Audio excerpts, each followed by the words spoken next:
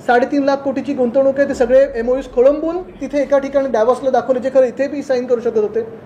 आणि सगळ्यात धक्कादायक गोष्ट अशी आहे की जेव्हा आम्ही विचारलं की ह्या 50 लोकांना MEAचा क्लिअरन्स आहे का, तर आपण पाहिलं असेल मला आपल्यातूनच कोणीतरी तिथे दिल्लीमध्ये विचारलं होतं की क्लिअरन्स आहे का, तर MEAने पूर्ण काही उत्तर दिलेलं नाही आहे. पण जे उद्योग मंत्री महोदय आहेत त्यांनी सांगितलं काही लोक स्वखर्चाने येत आहेत, प्रायव्हेट व्हिजिटवर येत आहेत आणि त्यांची नावं आम्ही नंतर जाहीर करू.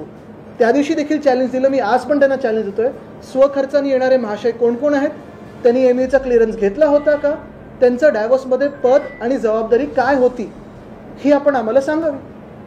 आणि हेच जर पुरेसं नसेल ह्या सगळ्या दौऱ्यांचं, तर आत्ता अजून एक दौऱ्याबद्दल इथे येत असताना, म्हणजे आपल्यासमोर येत असताना मला माहिती मिळालेली आहे. मला जर तुम्ही सांगा तर एवढे वर्ष आपण रिपोर्टिंग करताय, कधी आपण एखाद्या खासदाराला डेलिगेशन लीड करताना बघितलंय का, जे मंत्री महोदयांनी खरं करायला पाहिजे. नगरविकास मंत्र्यांचं काम आहे, ते खासदार करतायत.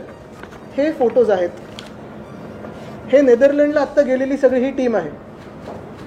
आता यांनी जॅकेट कुठचं घातलंय, कुठच्या कंपनीचं घातलंय, त्याच्यात जाऊ दे, त्या खर्चात जात नाही मी.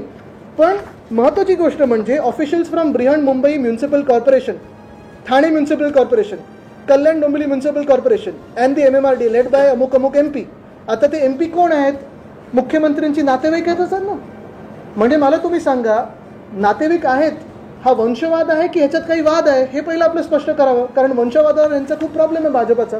दुसरी गोष्ट म्हणजे हे सगळे म्युन्सिपल कमिशनर जे तिथे गेलेले आहेत नेदरलँडच्या दौऱ्यावर, हे सगळं जे पोस्टिंग झालेलं आहे, MahaUDD नावाचं नगरविकास खात्याचं इंस्टाग्राम पेज आहे. ज्यावेळी मी हे पाहिलं तेव्हा 5 लाईक होते त्याला, 5 मधून 1 लाईक MahaUDD स्वतःचंच होतं. आणि गंमत म्हणजे आज प्रधानमंत्री महोदय आपल्या देशाचे आपल्या राज्यात आलेत, त्यांच्यावर एक पोस्ट आहे, छोटीशी पोस्ट आहे, पण त्याच बाजूला ह्या डेलिगेशनची चांगली मोठी पोस्ट आहे. म्हणजे नक्की महत्त्व कोणाला देतात. आणि मुद्दा हाच राहतो की MEAने, पुन्हा एकदा मी विचारतो, आणि आपल्या राज्य सरकारने असं काही नवीन प्रावधान काढलं आहे का, नवीन काही घटनेत बदल केला आहे का, की एक खासदार असे जाऊ शकतात 5 किंवा 6 म्युन्सिपल कमिशनर्सनं घेऊन राज्याच्या वतीने आणि एका खात्याच्या वतीने. असं जर असेल तर आम्ही पण सगळे मागणी करतो की आम्हाला पण अमुक अमुक सगळे तुम्ही अधिकारी द्या आमच्यासोबत, आणि आम्ही त्यांना घेऊन जातो.